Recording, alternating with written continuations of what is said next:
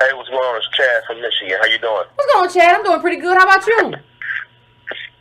Not bad, not bad. So I want to touch on a couple of things. Okay. And I said this one of the last times I called, and I still think it's true. First they ignore you, then they laugh at you, then they fight you, and then you win. I think we probably are in between that laughing at you and fighting the stage in terms of the response to the ADOS movement, right? That's my perception of it. But Okay.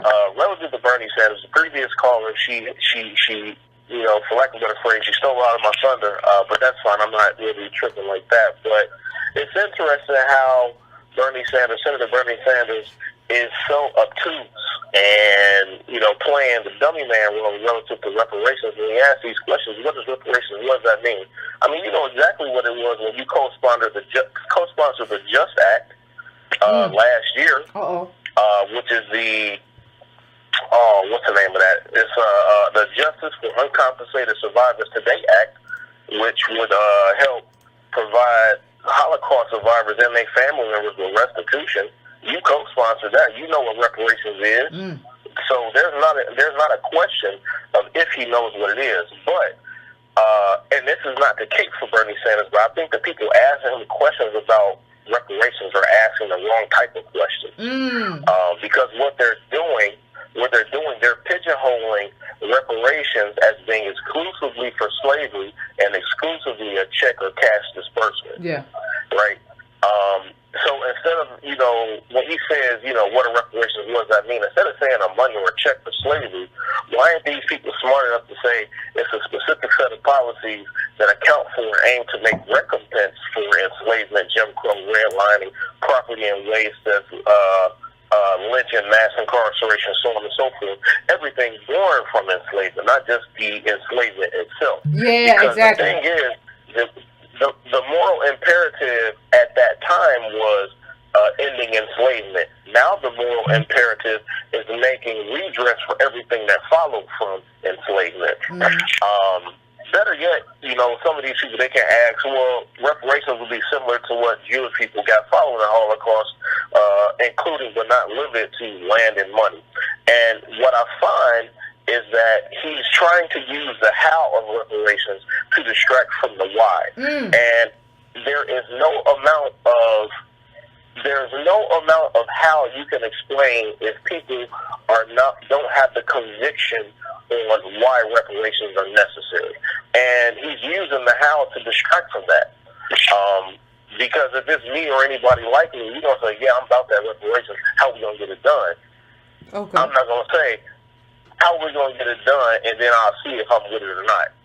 But see, that's a tool. That's a tool that people use to kill it. That's why I don't like to talk about it that way. Yeah. I mean, I talk about it in generalities, but what people and see the thing is, these same people, like if I ask you how you gonna do Medicare for all or this jobs guarantee, that costs money, right? Like I don't hear him giving a specific plan in terms of most of the time when he talks to people about how he's gonna get that done. Like, but whenever I say, like, if I say Medicare for all, yeah. If people say end ICE, you say, yeah. If I say end all private, you say, yeah. If I say reparations, now you say, well, how you gonna do that? How you gonna do that? I don't understand. Can you put a plan for me? I'm just trying to be reasonable. Exactly. Now, we're the only people who get that, who get that kind of thing. So, I appreciate it, caller. You got anything last you want to say before we go to the next caller? Yeah, I do actually.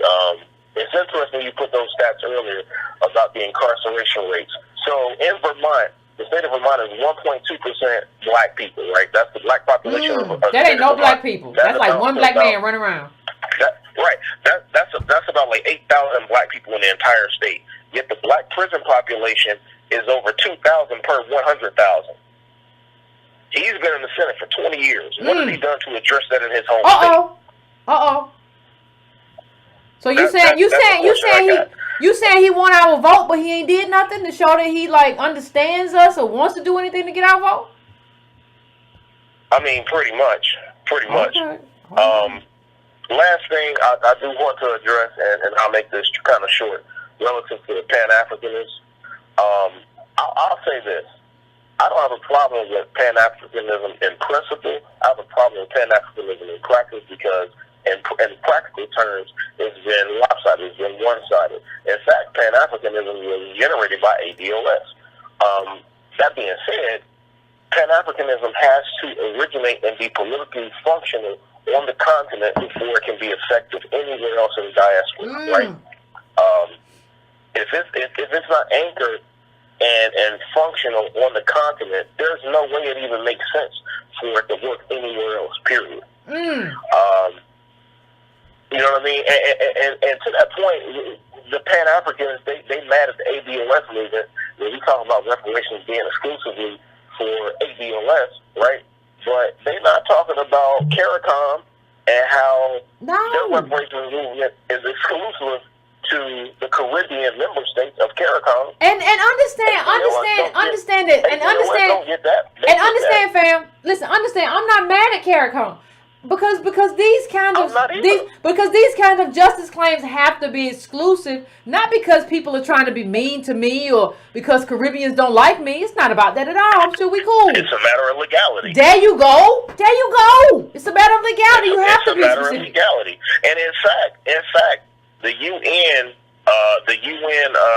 specialists on reparations to the United States, they even said that, hey, for reparations specifically for ADOS, y'all might want to look at what CARICOM is doing and they 10-point plan and things like that.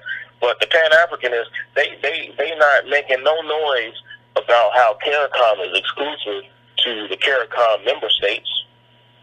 But they would be mad at ADOS because we try to be exclusive. It don't make no sense. But you know one of the it's hypocritical. Yeah, it is. And I appreciate you, fam. Thank you for calling. I appreciate you.